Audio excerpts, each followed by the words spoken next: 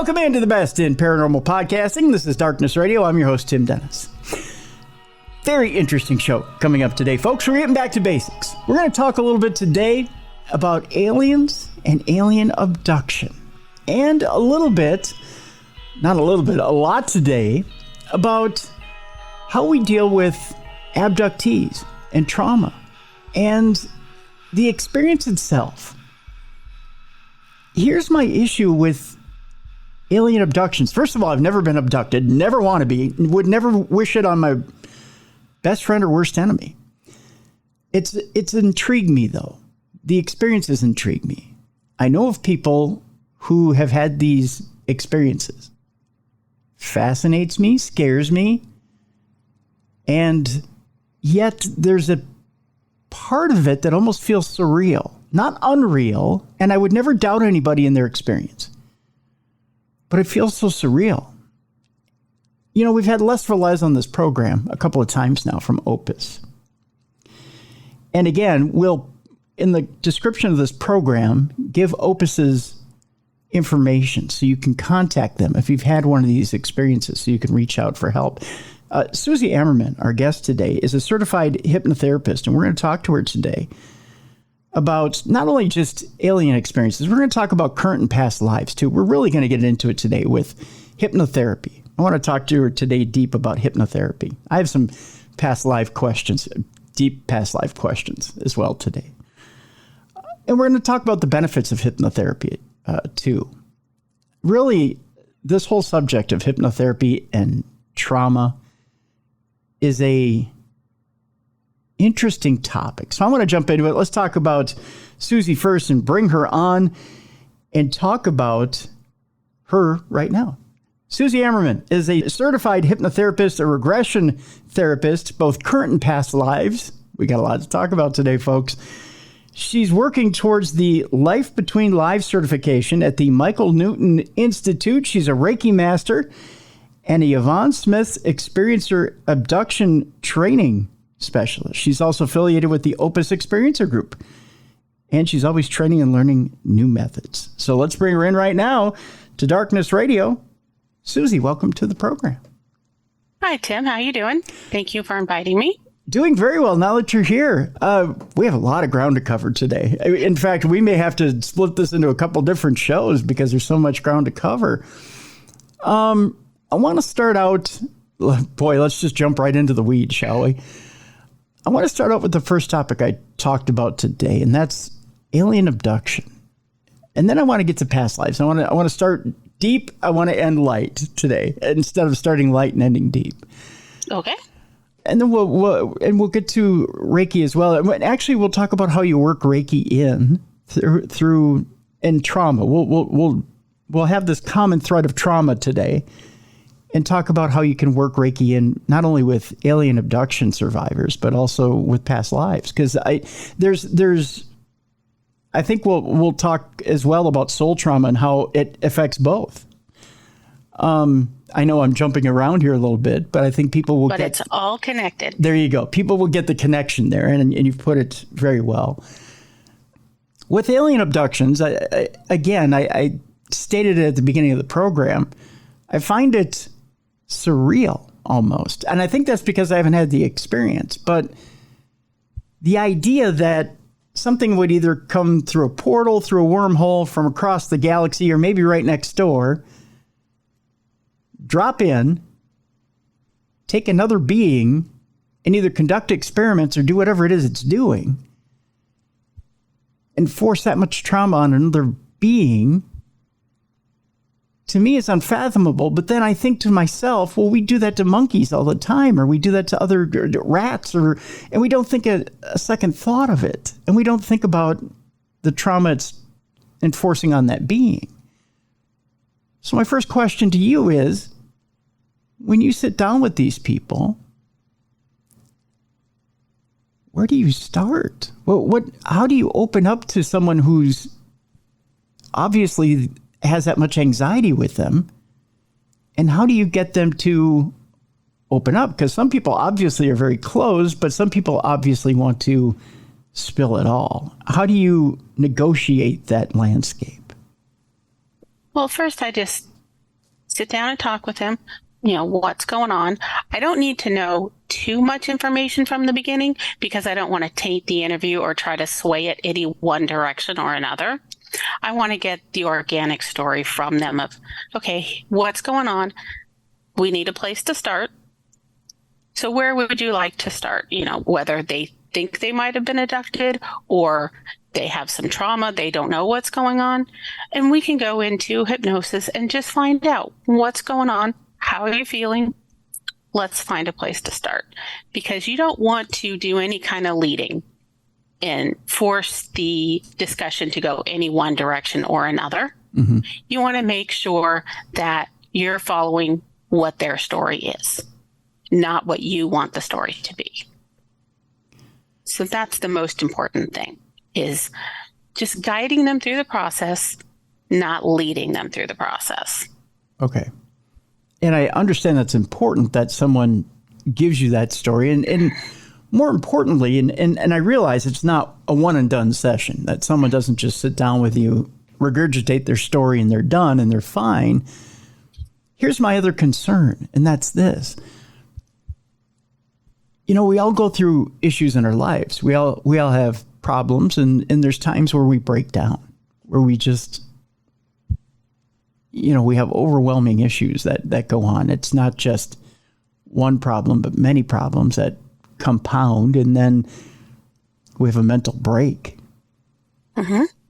Do you run into situations where sometimes this experience that people think they've had is simply just a mental breakdown? There are times that is true, because that's why you want to guide them through the process to find out what really happened. Because the mind can do a break. Now, I might be going a little extreme here, but something happened. They don't know what happened.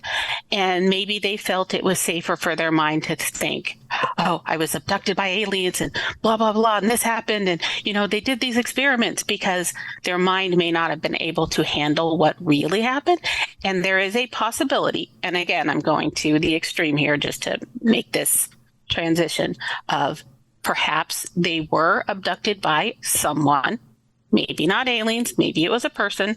Things were done to them, but it was safer for their mind to take a break, so to speak, and think, okay, it was safer for me to think that aliens, some foreign entity or whatever, did this to me, not another, again, quote unquote, human being did this to me. And I just want to use, this isn't a blanket example, but I just want to throw an example out there. The example of, say, someone who's going through extreme physical or sexual abuse. The fact that they may need to go to a different place during that abuse to say, this isn't that person perpetrating that act on me. I can't accept that that's this person who's trespassing that much on me. Mm-hmm. So in order to deal with that act, they need to, in their subconscious or conscious, they need to turn that act to something else in their mind. Correct. And, I can totally see why that would have to be that way. So how do you as a therapist eventually get through that's not that experience they had, but yet it's something else? You have to go gently and just start with the basic questions of, go down into hypnosis and what's going on? Is it, ask your basic questions to get to where you need to be. Is it daytime or nighttime? Are you alone with others? Describe what's going on.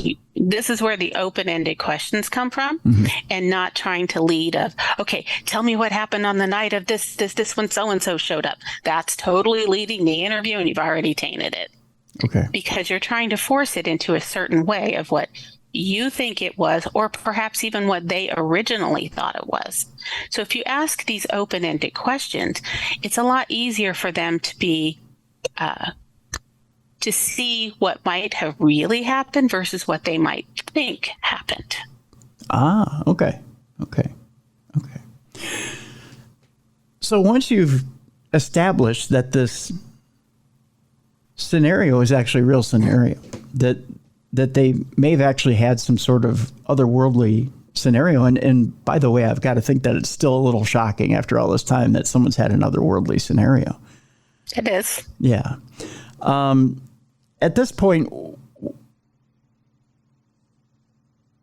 how do you, as a therapist, try to get that person to wrap their head around what it is they've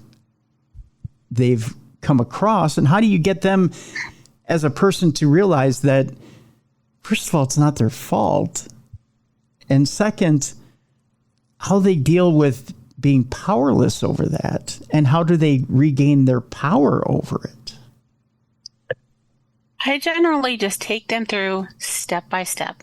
Let's just discover what happened. And a lot of times they will sit there saying, "Oh, I don't believe this. This is just too unreal." And I'm like, just go with it and let's see what happens. You just want to keep them calm and walk them through it step by step. And I said, even if you're not sure, even if you don't believe it, just go with the first thing that pops up into your head, because that's generally then the truth. You're not trying to swing it one way or another or make it something else. Is there a common experience that a lot of abductees are telling you that they're going through? Let's start with the female side. On the female side, is there a common experience that you're hearing about? They generally are all their own experience. Okay. There's not always something that's specifically common. There can be at times, yes, we were abducted. We either went underground or we went into a ship. My friends were frozen. I was not. I was taken aboard, or, whatever. Those are kind of the basics. But what happened in between is all individual stuff, because it's everybody's different and it's their own experience. Do you find that under hypnoregression, they're remembering more than they are just when they sit down to talk to you? Like, say, for instance, someone's traumatized. They sit down, they say, "Susie, I've had this experience. I know it was traumatizing. I remember A, B, and C happened, and then D is when I was dropped off at home." You get them down in a chair. You start to do the hypnoregression, and you find out there was A1, 2, A3, A4, A5, and you're finding these little bits and pieces, and they're much more intriguing than just A, B, C, and D. Are you finding that that's happening and is more common than you tend to know? Yes, definitely. What I've been, depending on the situation and how much time there is within all of this and what they think is going on, what I will do sometimes is I will just walk them through what went on, and then we'll talk about if they're a little bit freaked out afterwards. But sure, we can also then go back, rewind, and come in, bring them in as a viewer. So they're watching the situation happen versus being in the situation.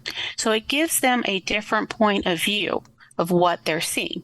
And they tend then to see more, because then they're allowed to look around, maybe walk around, maybe turn around, which they know they didn't do initially. Mm-hmm. Because when they come into this situation, the mind catches a lot more than you think it catches. So let's just use a basic example of you're walking onto some kind of playground or field or something, and there are people there. You're walking in to meet somebody. You're focused on that person, that conversation, and what's going on. But there's other stuff going on around you.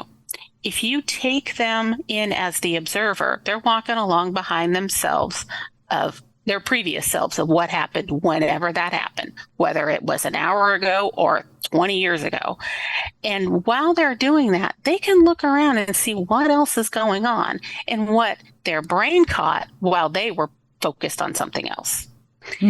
So there's a lot more that you can catch by going back in as the observer.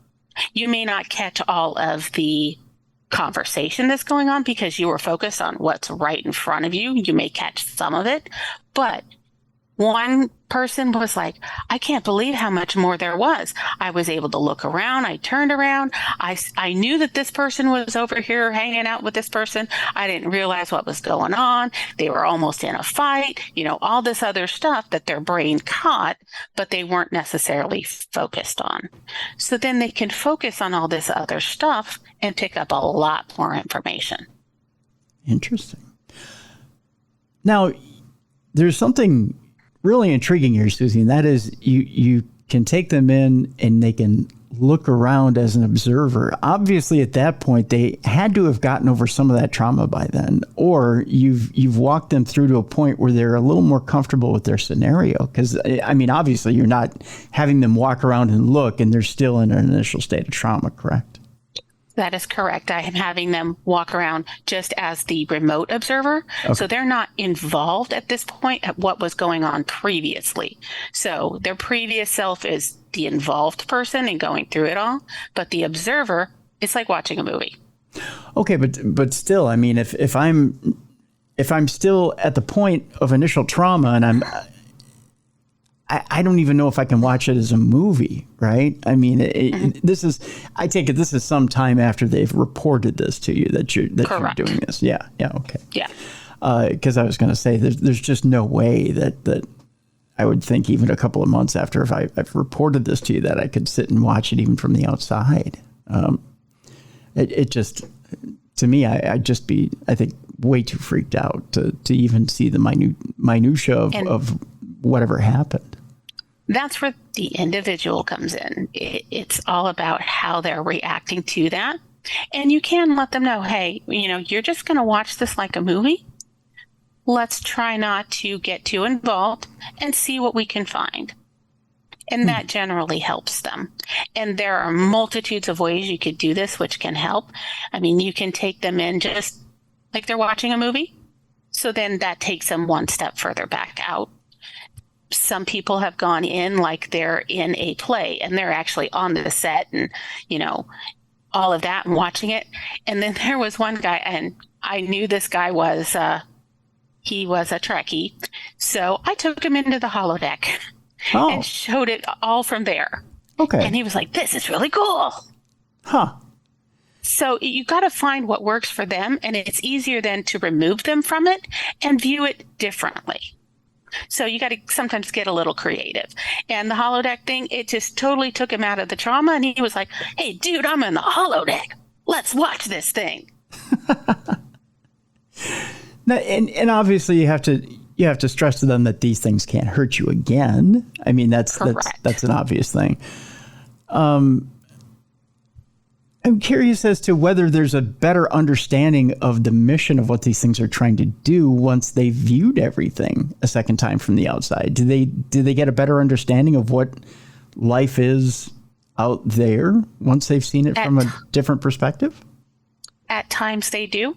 And then at other times they're like, I still don't understand why they did this. What's the point? Has anyone come forward to you and said, I get it now. I get why I've been abducted. And are they willing to go forward and cooperate after that? Minimally. I haven't had a whole lot of that yet, but it is building.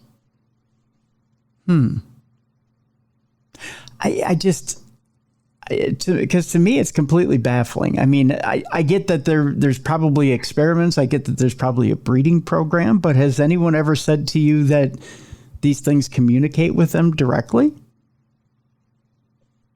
On a minimal scale right now. But again, that is starting to build. I'm getting more of that. And I think part of that is people are now more willing to talk, more willing to come out into the open. They're not as afraid of it. And they're not being judged as much. And I think that helps a lot for their mental stability. Have you had anybody in your care that's talked to you and said, you know what, I think I may have actually had a child with one of these things? Yes. Okay. They've had multiple children that have been kept away from them. Okay. Now, they are brought in occasionally to spend some time with them because they wanted to, for lack of a better terminology, breed some humanity into them. So they weren't so robotic, and that there was more of an understanding of, we care why this is happening. You know, we want to make sure that they have the feelings and the sensibility that's kind of been lost. Uh-huh. Wow.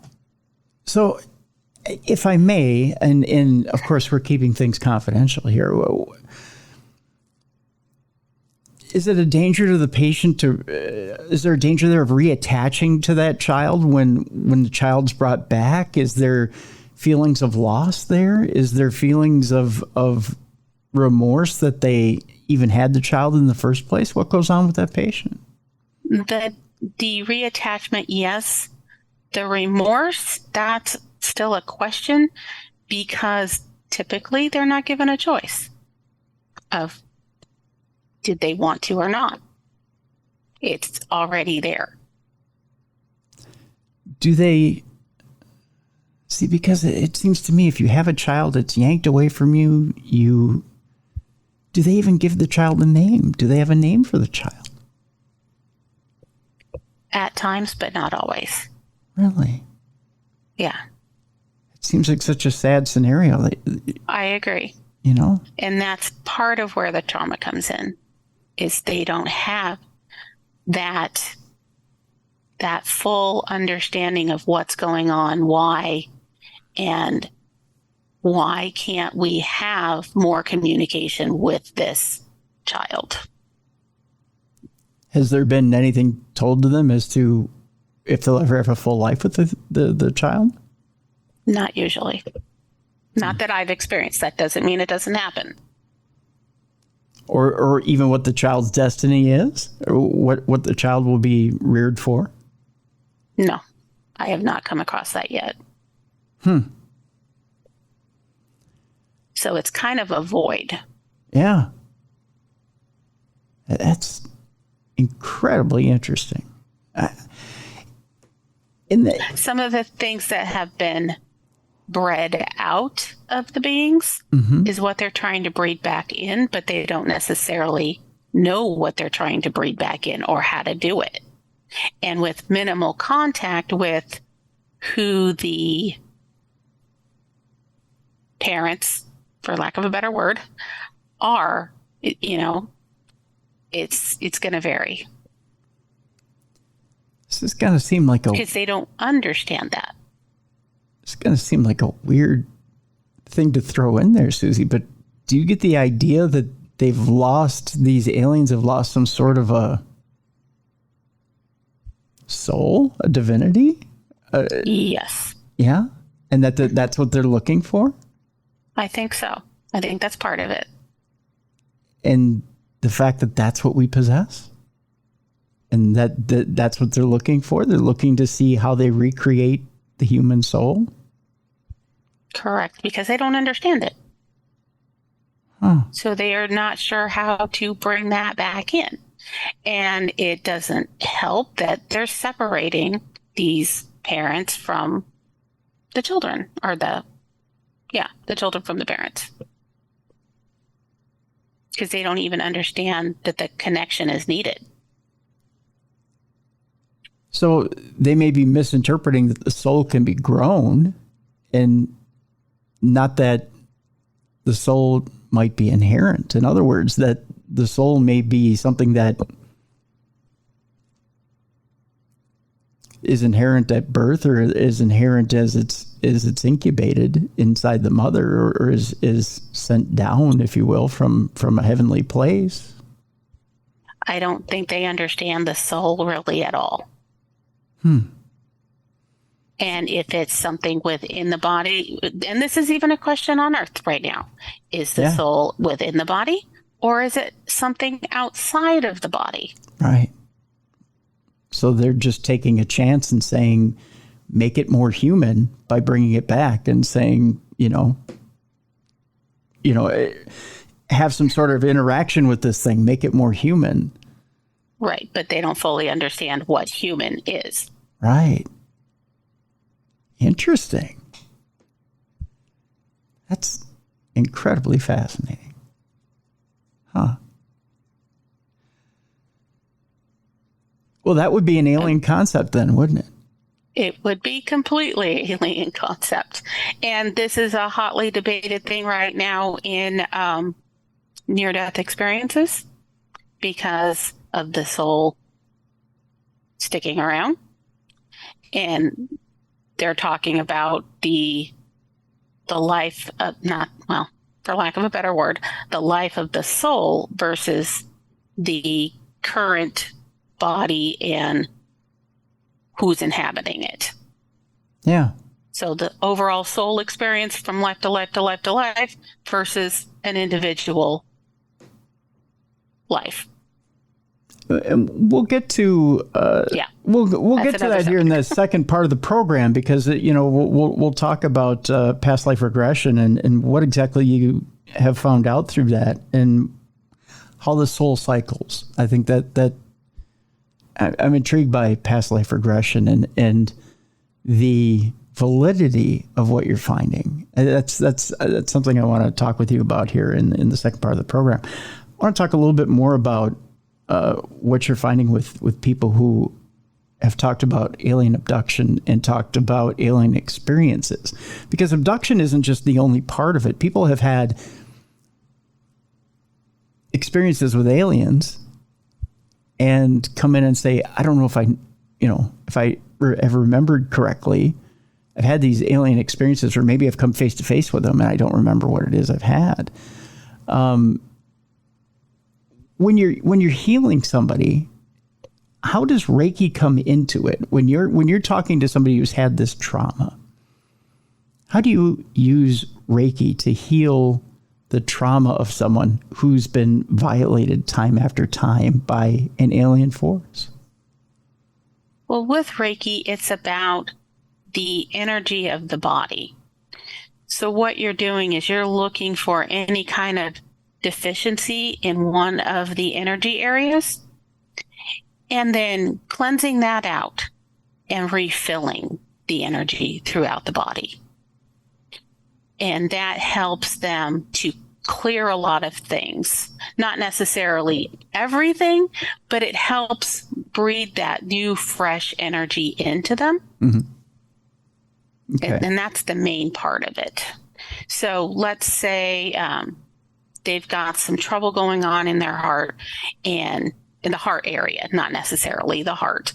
And you go in there and there's this mucky, thick biscuit, they're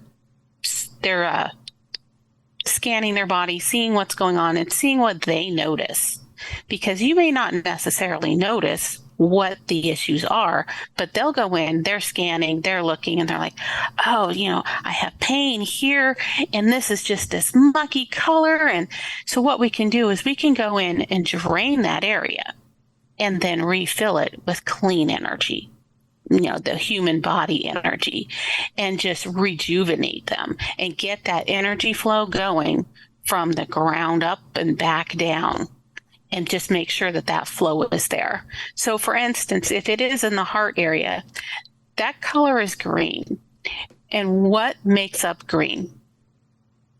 Red and yellow. Oh, okay. So we can draw or drain that mucky, viscous, green, whatever's there, then close up that area again, and then take fresh yellow, fresh blue, and mix those together and make a brand new, shiny, bright green energy. And then make sure that all of that is flowing from the earth up into the heavens, or whatever you want to call that area up there, back and forth, so that everything is now flowing again. Okay. And then I do that while they're under hypnosis, so it goes deeper than just regular Reiki treatment. And then I bring them up. And they're like, because they're refreshed. Yeah. Okay. And you can use that for any area in the body. Oh, okay. So let's bring up the scenario of someone who's maybe not completely been abducted, but maybe someone who's just missing time. Let's say you're out in the middle of, the stick somewhere. You happen to be driving, you see a craft that flies over, and you go, oh, wow, look at that craft right there. All of a sudden you end up somewhere in the middle of a city somewhere, and you're like, how did I get here? And you've missed 7 hours of time. Mm-hmm. And you get a call on your phone. Where are you? You get a call from your loved ones. Where are you? You've been, gone for 7 hours. You were supposed to be home half hour ago with, or a half an hour after you left with a stick of butter and a loaf of bread, right? Yep. And you're like, oh my gosh, I've been gone for 7 hours. How do you help somebody who's missing that time? How do you explain to her, this person comes forward to you and says, okay, I see a craft, I'm missing time. How do I get that time back, first of all? And second, how do I explain what's been done to me? And how do I make this good with the people in my life? Initially, I just start with, okay, where were you? I just want the basics because I, again, don't want to be tainted by the interview. And I also don't want to lead them into places that may not be true. So it's like, I back up. Where were you? What was going on? You're driving to the store, getting, picking up these couple things. I'm on my way home. I see something. And then the next thing I know, it's 7 hours later. I'm like, okay, no problem. So we go down into hypnosis and I just start backwards so that I'm getting before the beginning of it. So we know the whole thing that's going on. Now, there are occasions where, of course, like you said, they don't remember. So I just take it one step at a time. Where are you? What's going on? What are you doing?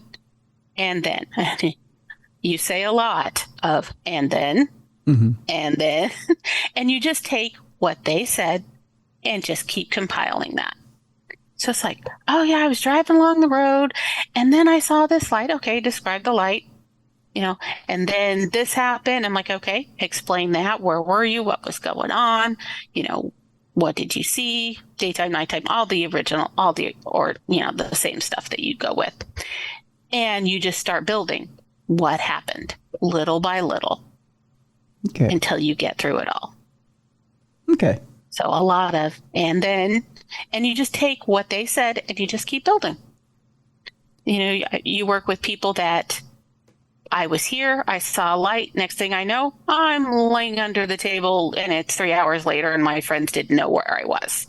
So it's like, okay, you remember being outside and you saw a light. And then they start explaining, well, I saw this and then I started walking down the driveway so I could see it better. Okay, explain this. And you just take what they said. It goes step by step by step until you can compile what happened. How does a person who's missing time, the best example I've ever heard of someone missing time is probably George Clinton and Bootsy Collins. They talk about, they were driving home from a tour and they see a saucer and before you know it, their 3 hours are gone or there's 3 hours gone and his daughter calls him or his daughter tries to get a hold of him. And I think the perfect explanation is, they knew they weren't high because they were on their way to their dealer to go get a joint. So there's no way drugs could have been involved because they were on their way to go get some, which is probably the best story ever. But, when you go to explain to the people that you were supposed to meet, to the people that were expecting you, that you're gone, there's a bit of trust that's lost there. So how do you get that trust back with someone when you try to say, it was aliens, and aliens aren't a good excuse? I mean, to someone of a quote unquote rational mind, and I'm using the air quotes on video, which you can't see on audio, trust is a very fragile thing. How do you throw something that is irrational to most of the,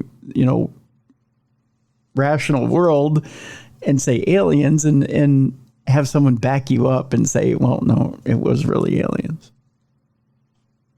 A lot of times, at the time, they don't know that because that's why it's called missing time. They don't know what happened at that time. Mm-hmm.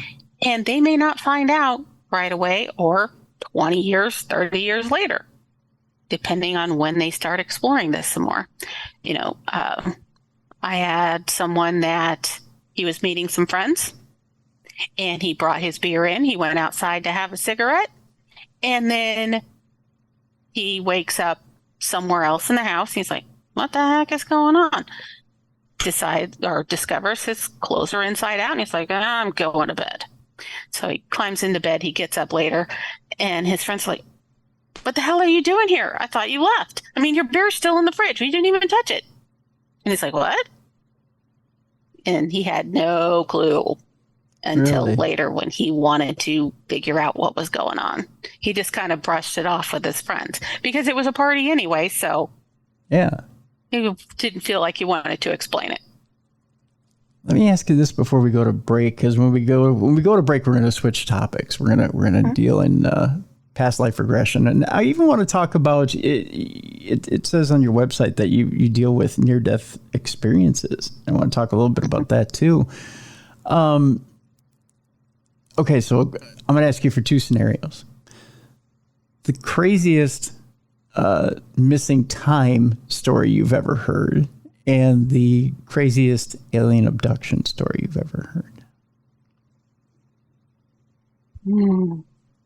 Craziest missing time. Mm-hmm. He was a teenager. He went to a dance, took this girl that he found out later just wanted to go to the dance, didn't give anything about him. Yep. Dropped her off, and then there was this weird light in the sky. He's like, what the heck is going on? And, it stopped the car. There are little beings hanging around. And then when he gets back, his mom's precious car is a little bit trashed. And she's not thrilled. He didn't know what happened. Really? So, yeah. Yikes. So that one was a little bit crazy because he was a teenager and he went to a dance, and you know how moms can get when that scenario pops up. Yeah. Like, okay, what really happened? Right. Yeah. How much time was he missing? How much time was he missing? Do you remember? It was only a couple hours. Really? But again, where were you? That's my car. Yeah. That's interesting. And plus, what did you do to my car? Right. Where were you with the car that it got that trashed? Yeah. Right. Yeah. Craziest alien abduction story you've heard? Craziest alien abduction. Thus far, they, I think this was in Canada, and apparently they were in a remote area, so there's not much to do other than drive your car around and listen to the radio. Right. So they stopped at some road that's out towards, I think it was the graveyard, just to wander around. And they're missing a whole lot of time. They didn't know what happened. Okay, we're here. And then I don't think it was that long, but there was some time there. So we went back through it. And I brought them in as the observer to see if they could find out anything else. It wasn't a bad experience. They just wanted more information. So I had them following themselves along this walk to the graveyard. And they noticed some kind of being that was like not shape-shifting, but almost like he was trying to camouflage himself. But since they were the observer and they were walking along behind, they kind of saw these flashes of this being, of, it trying to camouflage itself, but not fully doing it. Mm-hmm. But he himself was behind their original selves. So they didn't see him at the time. They saw him later. Weird. But we tried to bring back that time to see what happened, to see if there were other things going on, and we couldn't bring it back. Doesn't mean it wasn't there. Yeah. But at that time, we tried multiple angles, views. It was like time froze. And, once they came back around, the being was gone. And so it seemed like they were just in the wrong place at the wrong time, and nobody wanted them to see what happened and what was going on. And then they just left. Like, okay, I'm done. Crazy. That's crazy. Got back in the car and turned on the music again. It's amazing how resilient human beings can be. You can have an absolutely bonkers experience and then just be like, oh, let's go back in the car and turn the radio on and resume our lives. Because they knew the radio station, the song, the singer, the words, everything until they got to that location. And they could not get it back. Really? Interesting. Tell you what, let's take a break here, Susie. When we come back, let's talk a little bit about past life regression. Let's talk about the validity of it. How do we know for sure that was our past life? I mean, obviously we can do research, we can trace lineage, but let's talk about how we know deep inside that that's ours, that it's authentic. We'll also talk about near-death experiences, and we'll talk about how they change people. And again, the authenticity of it. And we're talking about trauma as well. I want to talk about some negative near-death experiences and if you've run across those as well. Susie Ammerman is our guest. We have a link in the description of this program as to how you can contact her. She's also affiliated with the Opus Experiencer Group. We have a link to the Opus group as well. If you're having a negative paranormal experience, folks, it's not just anything having to do with aliens. Anything negative as far as the paranormal goes. It can be with a spirit. It can be with anything involving the paranormal. I encourage you to contact Opus. They're doing wonderful work in the paranormal. And Susie is part of that group. She's a certified hypnotherapist, a regression therapist. She's working in current and past lives. She's also a Reiki Master. So anything involving trauma, she can help you with. We have her links in the description of this program. When we come back, past lives, near-death experiences, and trauma. We'll be talking about that when we come back with Susie Ammerman right here on the best in paranormal podcasting. This is Darkness Radio.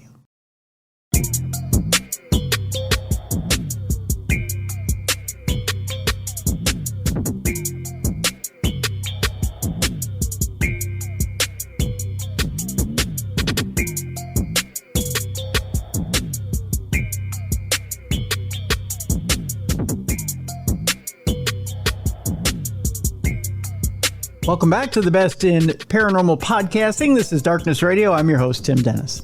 My guest is Susie Ammerman. She is a certified hypnotherapist, a regression therapist, both current and past lives, and a Reiki Master. And she's affiliated with the Opus Experiencer Group. We have links in the description of this program, not only for her business, but for Opus as well. We encourage you to, if you are experiencing some sort of negative experience with the paranormal, to reach out both to Susie and to Opus to get some sort of help with any of that. It's not necessary that you struggle with an experience with the paranormal, folks. I know quite a few people who have reached out and said, well, I'm having an issue with this, an issue with that. Do you know anybody I can contact? I always encourage people, the first step you should take is to contact Opus. I absolutely believe in what it is they're doing. And there's a lot of experienced hands on hand over at Opus to help you out. Susie, before the break, we were talking about current and past lives. Now, everybody in a past life at one time or another was Cleopatra, or was Mark Antony, or was Napoleon, or Jesus, I think. It seems like there's a lot of famous past lives out there, but nobody was ever the janitor cleaning out the vomitorium. Why is it that we don't seem to run into too many unglamorous past lives, and we seem to have quite glorious past lives? Do you seem to have a lot of people sit down in front of you and say, well, you know what, I was just cleaning out stables in a few of these lives? That's actually the majority. Really? It's just regular people. Yeah. I kind of call the other the wannabe syndrome. Yeah. Or they're not fully hypnotized. Okay. And they're just saying, hey, I was so-and-so, because, they want to be important. Yeah. Everybody's important in some way. Even if you're the janitor, you're helping someone do something. Yeah. That's important. You just have to look at it differently. What percentage of your patients aren't able to be hypnotized? Technically, they are not patients. They are clients. Okay, I am not a medical doctor. Sorry, clients. Sorry. That's okay. And I'm sorry, what was your question? What percentage, just roughly, are you not able to hypnotize or have a hard time hypnotizing?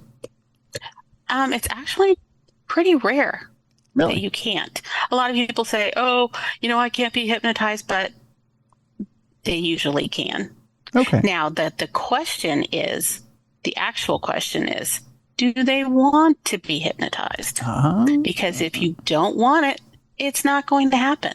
Okay. They are the one in control. Okay. So when you see those stage shows and, 5 out of the 10 people, whew, they're down, and the other person's like, what? And they're like, you don't believe, do you? No, okay, go sit down. And they're just doing tests to see who wants to stand up there and make a fool of themselves, which is generally the case on those shows. Yeah. They just want to have some fun. So it's easy for them to say, okay, yeah, let's do it. Others are like, no, don't believe in it, and you can't make them do it. So if they don't want to do it, it's not going to happen. They are in control. Are there factors like fright, trauma, maybe too many things on your mind, or things like that take you out of that mindset, that just don't get you into the mindset of being hypnotized? Yes, definitely. What do you find is the biggest factor that will keep you from getting hypnotized? Some don't believe. Okay. It's just too ridiculous. Some don't want to feel like they're not in control, so they refuse to do it.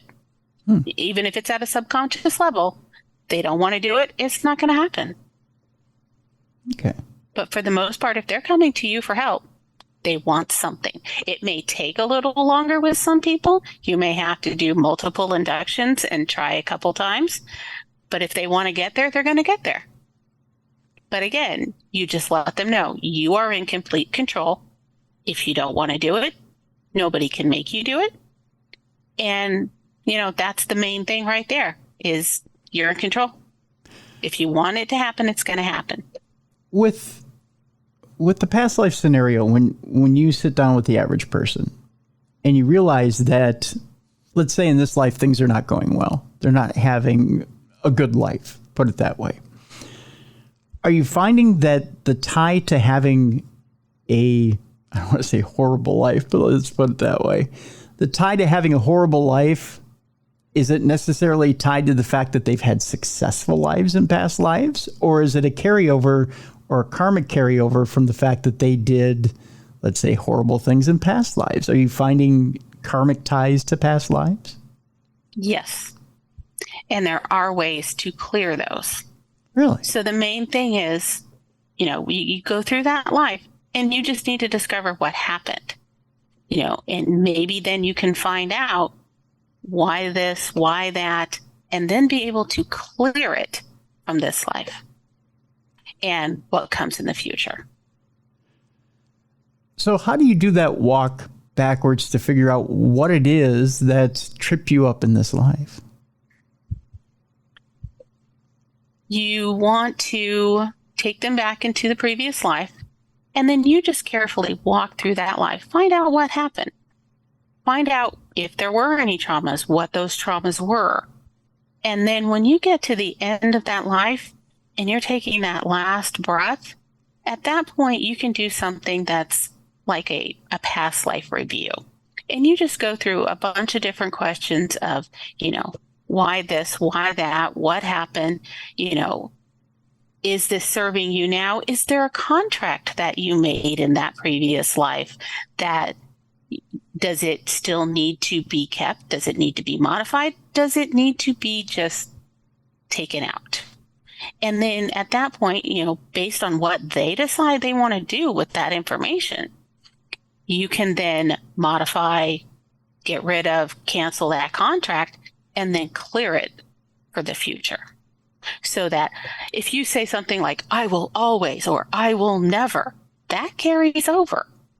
And if that's something that's impacting you now, you can do whatever you want with that contract, modify it, cancel it, blah, blah, blah. And then clear what you need to clear. And it's gone from future contracts. or future lives. So let's say, I will never love anyone like I loved you, or whatever, if they found their uber soulmate. And then later lives, they're alone and they don't know why. So, we go back and I will never love anyone else. Like, ooh, maybe I need to change that or cancel that. Do whatever they need to do. It's their decision. Take care of that. Flush that from the system. Doesn't mean you forget that it happened, but you're taking that karma and making whatever adjustment you decided. And then you might be able to move on and have, let's say they said, I'll never marry again. And now they're getting married and they're having children. Because you've cleared that block in the past because you said, I'll never, like, ooh, I should not have done that. Speaking of that, are you finding that people have found each other in different lifetimes? And if so, what is it that keeps people finding each other from lifetime to lifetime? So in other words, if you're talking about a romantic couple, why do they keep finding each other from lifetime to lifetime? What is that tie that keeps each other coming back? We do find that a lot, actually. And not only do we find it if the same couples coming together, it's those same people coming together possibly in different capacities. So if you have this couple, maybe in a future life, that one of them is the child of the other, or something like that. They're still in some way bound together. Just in a different relationship. Really? But they're still together. I've seen it with families. They have a group of, I don't want to say family members, but a group of souls or whatever that want to be together. And they go on from life to life to life. Maybe not all of them are there. Some of them are there, but they're still together in some capacity. They may be the children of, the sisters of, whatever it is. They're still in some way related. Other people may come and go from that, but these basic groups are still together. And maybe there's something that they're working on or trying to learn as a group in whatever form or format that they're in that they need to work through. Just whatever it is that they're trying to work through. Does that circle extend to friends, or do we just meet people at random in different lives? It can extend to friends, yes. Yeah. They may not necessarily always be there or in that same capacity, but some people tend to just keep coming around again. Yeah. Karmic relationships. I find fascinating. Some people will say, well, you know what? I might have killed you in a different lifetime, and now we're in each other's life because we need to make amends in this. Mm-hmm. Do you find some relationships like that? Have you run into that? Yep. They're in some kind of contact in some way. And whether they're trying to clear something or resolve something, whatever, they're there for a reason. And it may be something that they said in a previous life. Oh, we need to take care of this or do that. And somehow they end up back together working on whatever it is they decided they're going to work on this next time, just in a different capacity. How is it it's very interesting. It is interesting. How is it that we don't remember these lessons from one life to the next? Wouldn't it be easier if we remembered this stuff from one life to the next, Susie? I mean, because if we... It would be, but then what would you really be learning? Well, I would think if we maintain the lessons, at least through the brain, if we maintain the lessons, we'd be wiser so that we wouldn't have to relearn everything all over again in the next life. Wouldn't that make more sense? But you're not necessarily relearning the same thing because you're coming back in a different capacity. You're working on the issue, yes. Yeah. But from a different viewpoint. Maybe this viewpoint, okay, we're working on this, but that didn't really work. So we're going to come back and we're going to make some adjustments to see if we can get this to work. Okay, but it could be argued, I'm trying to think of a good scenario here. let's say in one lifetime I'm a multimillionaire. I come back in this lifetime and I'm dead broke all the time. If I was a multimillionaire in one lifetime and money came to me with ease, why does it not in the next lifetime? Why am I having issues in one lifetime and not another? Let me ask you this. How did you obtain that money? It's a good question. Nefarious or? No idea. There you go. So maybe that's the next lesson you need to learn is, okay, yeah, I was super rich. I could do all this, but what was the cost, the real cost? And what do I now need to learn from that? That's a good point. It's a good point. Okay. So there are multiple ways to look at things. Mm-hmm. Okay, again, it involves people. Nothing is black and white. Mm-hmm. Mm-hmm. And decisions and thoughts are going to change throughout their entire life. So decisions and things they decided back when they were 20 no longer apply. Or, oh, this was not such a good idea. So when we go to the next life, we need to make some adjustments. Yeah. Okay. I get what you're saying there. Do you believe that there's an end eventually to the cycle of reincarnation? So is there a point where you either A, graduate, or 2, dissipate? Yes. Okay. I don't know if it's there for everybody, or maybe they just haven't reached it yet. But yeah, I think at some point there are souls that have reached that point of, okay, I'm done. For whatever reason. It could be what you just stated. They've reached whatever, and they're at their end. Okay. Which brings me to our next and probably our last topic here for the day, which is this: near-death experiences. Obviously, in your practice, you've probably run across some people who have had that close experience and come close with death, which has to be somewhat traumatizing. I mean, we hear a lot of things about near-death experiences on the program and have over the last 18 years. I've got to think it's somewhat traumatizing. You know, you've made that close brush with death. You've almost been there. I mean, a lot of people describe it as beautiful. A lot of people have beautiful experiences. There are some people, though, that have negative experiences. Mm-hmm. Have you run across anyone in your practice that's had a negative experience? Yes, because they don't know what to make of it. And it could be for any kind of reason, you know, how they were brought up, what they learned, what they were taught, whatever. It doesn't matter. Mm-hmm.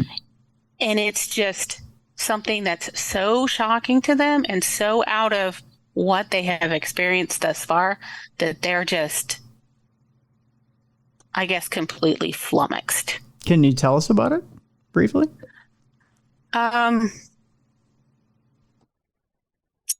It's just, it's a really tough subject because it can go against everything they thought they believed, and they're just so, I don't even know how to describe how it can affect some people. Okay. Because it just throws them so completely out of whack. They don't know what to think, what to believe, you know, what the heck happened and what is reality now.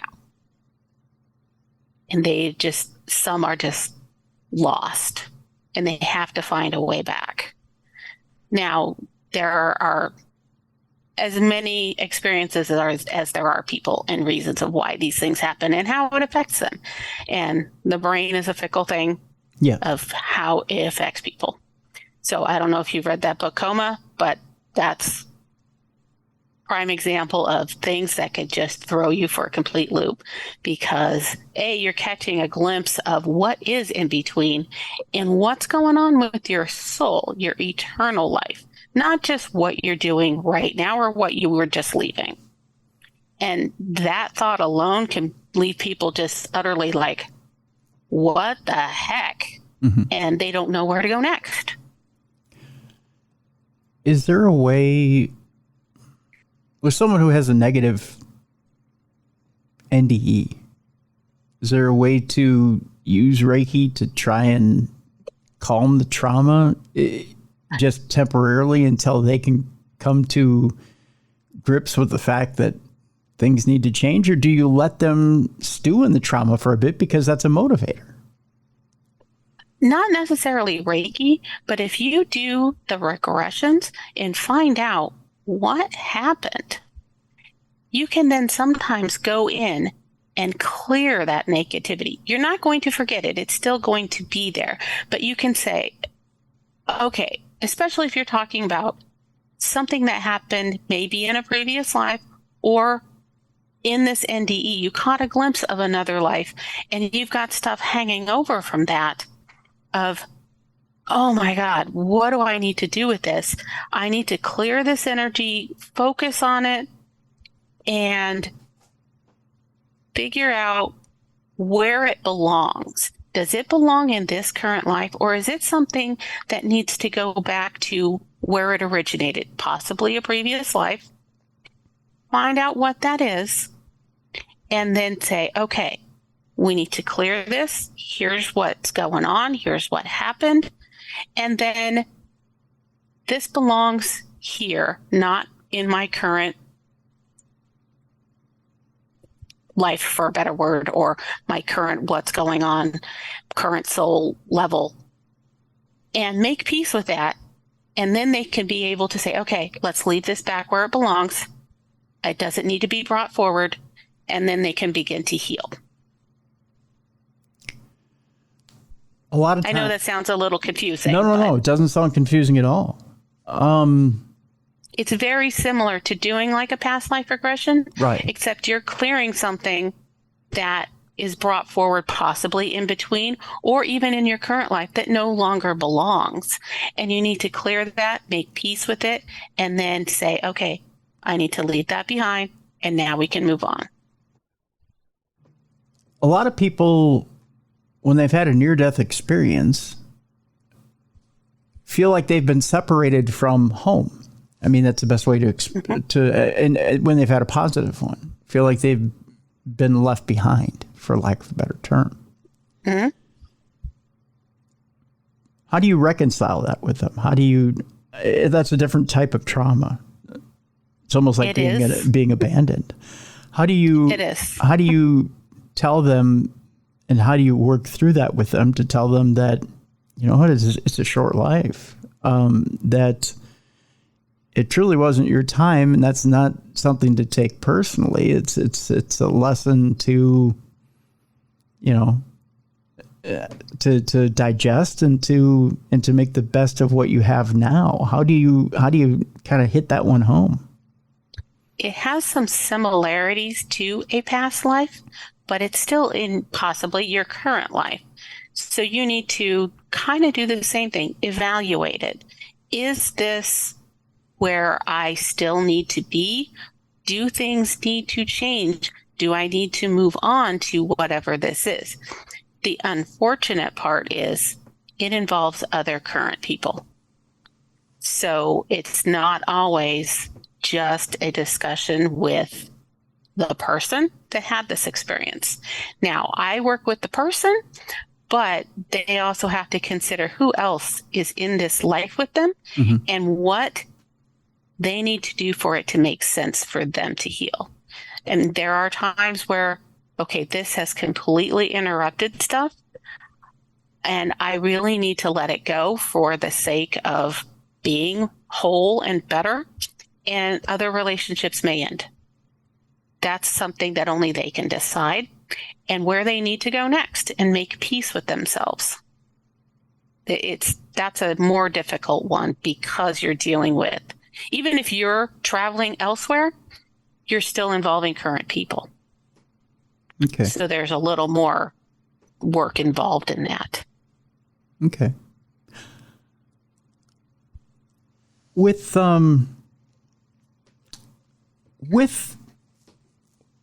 someone who's gone through this process with the NDE, there are times where some people will gain abilities. They'll gain psychic abilities. Mm-hmm. And I'm curious as to whether you can sense or whether you, in a professional level, know where that comes from. Are you, when you put them under a regression, do they tell you whether that's been granted to them when they get to the other side? Are they able to tell you what opens up in them as to where that comes from? Because a lot of people become clairvoyant or clairsentient, or something develops in them that they didn't have previously. I'm curious as to whether they're able to tell you where it came from. At times, sometimes they're like, I don't know where this came from. I know it's here. And they may be bringing it over from the other side, or they may be bringing it from a past life. Something that they had before has been reawakened. And so they need to figure out, do I still want to deal with this? Do I want to shut it down? What do I want to do with this? But first, they kind of need to define what came up and what they're feeling and how they got triggered for that. Some were like, I want to explore this. This is interesting.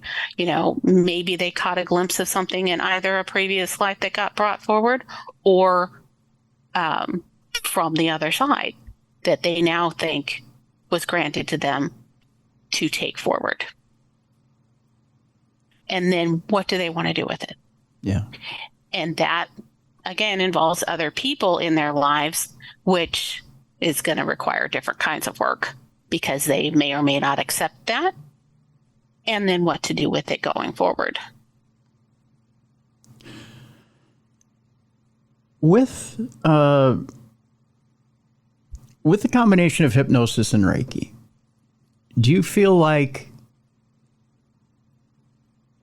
there's a complete cleansing of this trauma now between someone who's had an alien abduction or near-death experience, or even someone who's having issues with, like, let's say, someone who needs a soul retrieval, or someone who's had issues from a past life it's come forward into this life? Do you feel like almost all issues can be resolved here in this life? Or do you feel like even if you deal with things in a scenario where you try to deal with things energetically,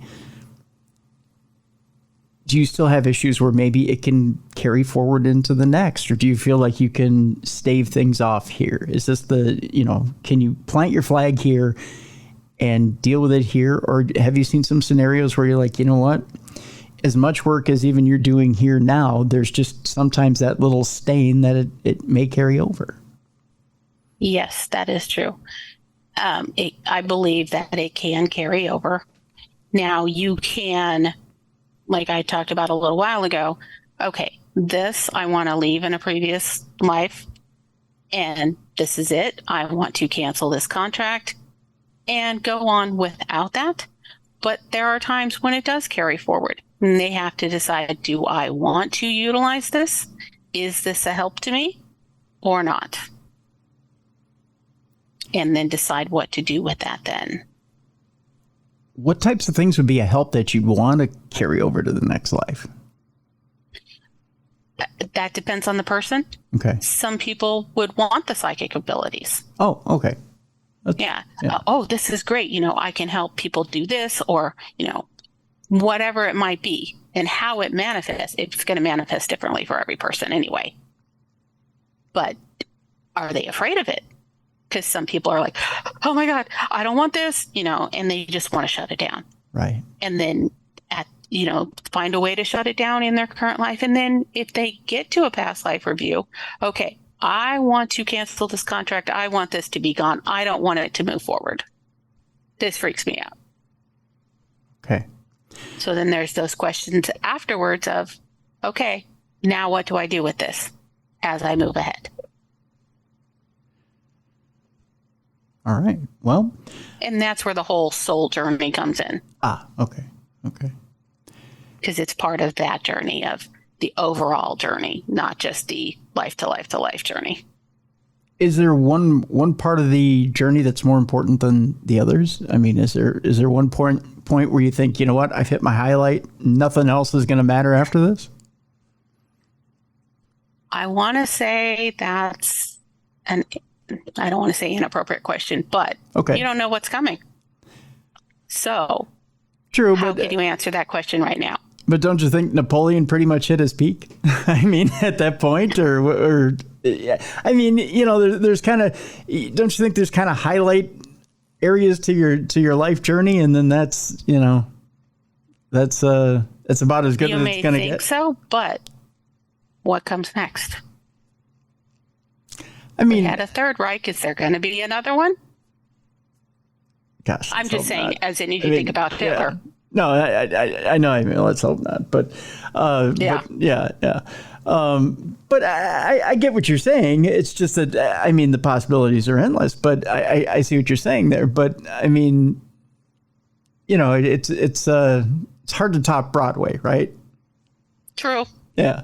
I mean, once you've been there, you've been there. I mean, you know. I guess that's As far as you know. Now, there may be something that comes along later that tops Broadway for you. true. But you know, there's something to be said about flying too close to the sun too. This is true. Yeah. So let me use a podcast kind of scenario. Okay. Do you want to come back as Joe Rogan? No. Okay. I meant as in the popularity and all of that. I was going to say, I would wish my worst enemy to be Joe Rogan. But, you And know, who did Stalin want to come back as?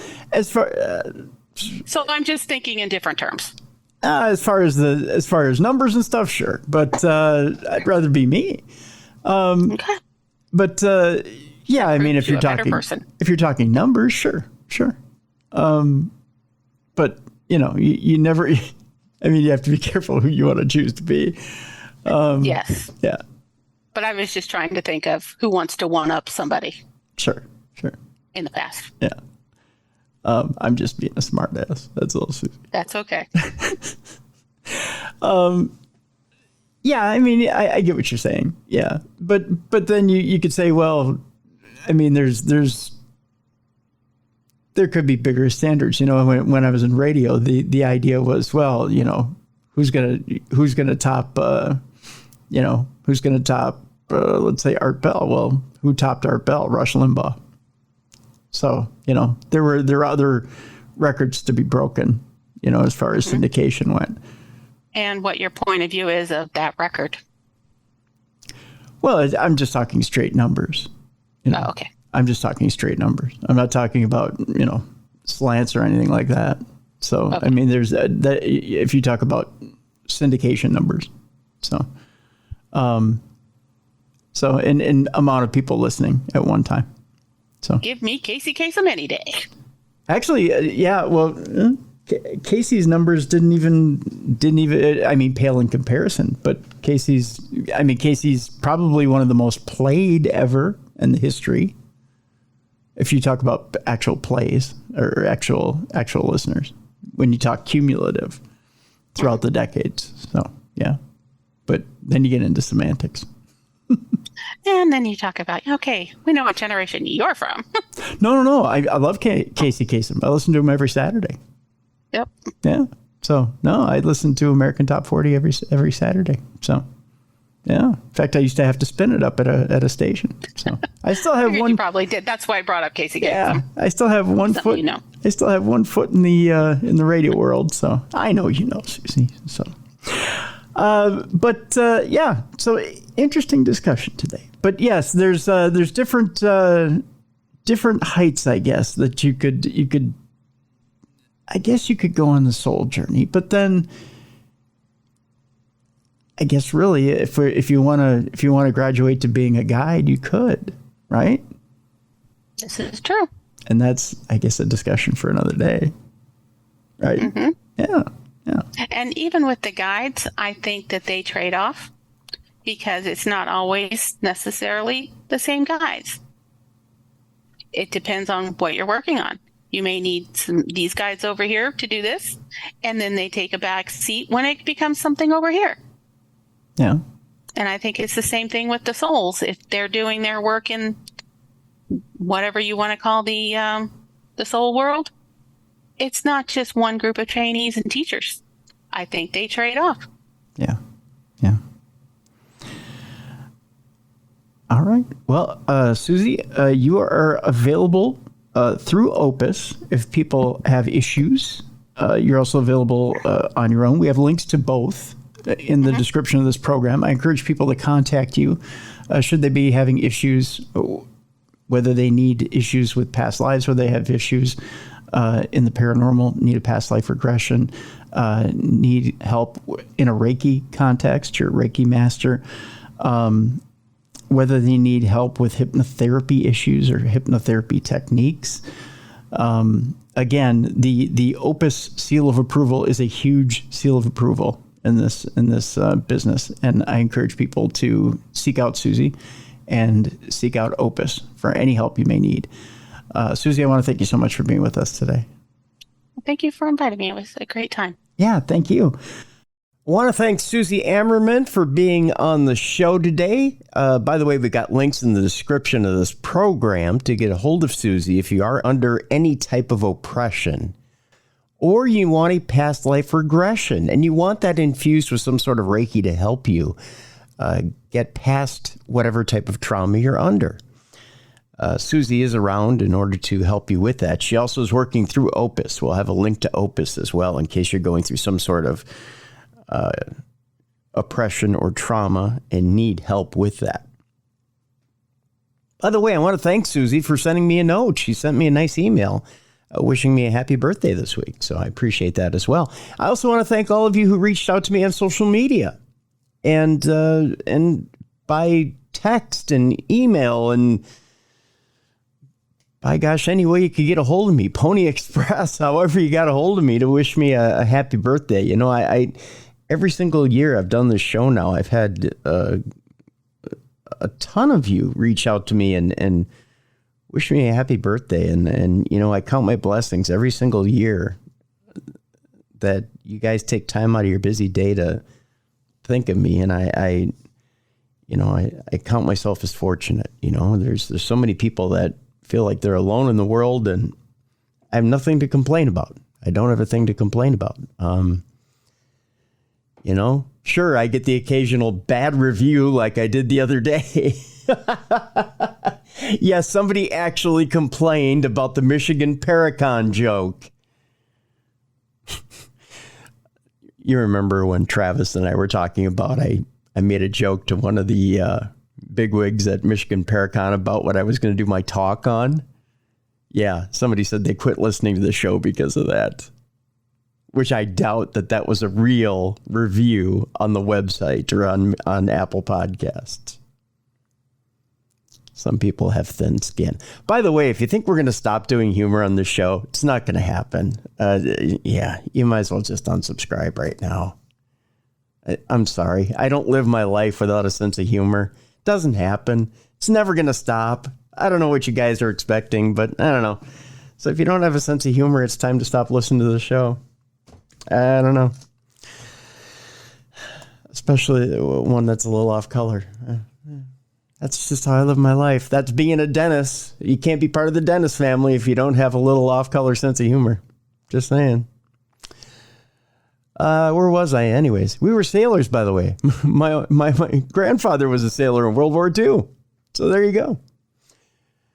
Huh. Okay. Anyways, I was thanking you guys for sending me birthday wishes because I was so forever grateful. I'm grateful every day I wake up, but boy, my gratitude was at an all-time high because I was so far from being alone on my birthday. You guys made me feel so loved and so cherished on my birthday, and I really, really want to say thank you. Thank you from the bottom of my heart.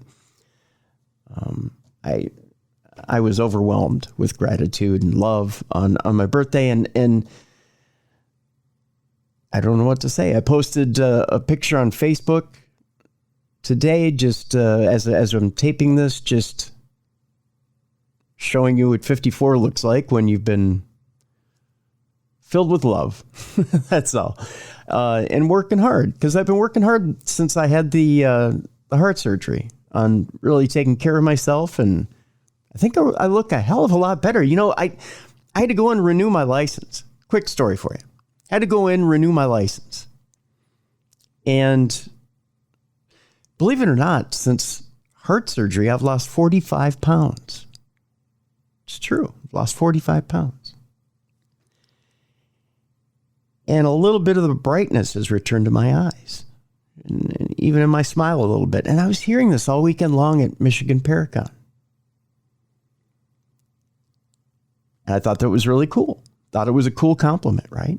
I especially heard it from Steve Gonzalez, which I thought was really great because, like I said, I've been friends with Steve for 18 years. And I'm looking at because, they give you your license back. They punch it full of holes so that, I don't know, you won't go use it for another 2 weeks or whatever. And then they give you your temporary license, which is actually a printout, which gives you the picture as it's going to appear on your license. And I'm comparing the two. And I'm looking at the before and after, right? I look at my picture from 4 years ago, and I'm looking at the one now. I've got them side by side. And I'm like, wow, what a difference. The one from 4 years ago looks like a guy who looks like he's struggling. I mean, he looks like he's trying to be happy. But he looks like he's struggling a little. He looks like he wants to be there, but he's not quite there. Guy who's there now, well, he looks like, he's like everybody. He's got his issues, but he looks happy. I thought, hey, as I hit my microphone, I thought, hey, that's the way to be. That's the way to turn it around, right? And I have you guys to thank for that. So I want to thank you today. That's what I want to do. I've had a good birthday week. I really have. Despite physically being a little under the weather, I've had a really, really good week, which is great. It's a great way to ring in, as my grandma would say, 45. But she would always turn the numbers around. So there you go. There's a little memory of grandma for you. So, with that being said, I think we're ready to wrap up the week. So, we thank Susie Ammerman for being in this week. I want to thank Travis Thorpe for being in this week, filling in for Mally, Jess, and Bruiser. Travis did a wonderful job this week, filling in on the true crime side of things. And we'll thank Steve Vai once again for letting us use his voice in his show to fill in for the encore presentation on Wednesday. Next week, big shows. Big shows again next week. Boy, we got some good shows coming down the pike. I know I always say that, but by gosh, I just keep loading them up for you because that's what I love doing. I love bringing you interesting content and good content, entertaining content, because I'm looking forward to see what's going to push your buttons, what's going to get you interested. But you know what? As good as I am, as good as an intuitive person as I can be, an intuitive booker, I don't know exactly what's on your mind. So here's what I'm going to ask you to do. Email me, tim@darknessradio.com. Let me know what you want to hear on this show. Who do you want to hear from? And I'll go out and I'll try and find them and get them booked. I'm not always 100% successful. I'll tell you that much. I know some of you have written into me and said, hey, Tim, I think so-and-so would be a good guest. I may have reached out to them and tried to get them booked. Some of them might have slipped through the cracks a little bit. I'll give them a second try. I'm just saying. But keep trying, folks, and I'll keep trying. But we do have some great guests. Like I mentioned the other day, September into October is on the paranormal side, for some reason, seems to be, as we get to Halloween, is a big evil time in the industry. They love to bring out the evil. So we're going to be heavy into the evil spirituality because a lot of projects coming out now are focusing on evil. So I know Richard Estep has a Demons book coming out. I know Dr. Heather Lynn has her book coming out on, although it's not really an evil thing. I don't know why we would. Baphomet. There's surprising origins behind Baphomet. So But that's coming out in October. I think it's October 1. I have to check with Dr. Lynn. But we got some good guests coming up, so stay tuned. We've got some surprise guests coming up as well, so lots of good things coming down the pike. Gotta love it. I get excited about this stuff. I don't know about you, but I get excited. So, and good stuff on the true crime stuff as well. You know, there's a book coming up in October called Killer Moms. I'll just tease you with that. I got that in the mail today. I'm excited to read it. Killer Moms. Man, good stuff coming up in the true crime genre as well. All right, with that, have a good weekend. Coming up on Labor Day, an extended weekend. You may think that means I take a break. I'm not taking a break, folks. I just had one. So we've got brand new content coming up. Let's see. Jess is back this next week. Mally's coming back with the kids coming back from school. So we're back to full strength. Lots of good stuff on the way, like I said. So stay tuned. Stay tuned. We're getting it rolling again here, folks. We're coming into fall. We gotta love fall, don't we? Oh, cooler temperatures. I don't like pumpkin spice. It's not my thing, so I'll take the hot chocolate. Thank you. S'mores. Football. I know some of you don't like football, but I love football. The Vikings aren't going to be any good, but I love football. Minnesota Golden Gopher football. Gotta love college football. Leaves, autumn. I just don't look forward to my chippers going to bed, but hey, you know what? I still got a little bit of time left with them, so, you know. All right, with that, go have a good weekend. And be a light in someone's darkness this weekend, by gosh. Go help somebody this weekend. There's some state fairs still open this weekend. Maybe take somebody to a state fair this weekend. Take them around, go enjoy some food with them, some camaraderie. Be a light in someone's darkness. All right. We'll see you next week for the best in true crime and paranormal podcasting. This is Darkness Radio.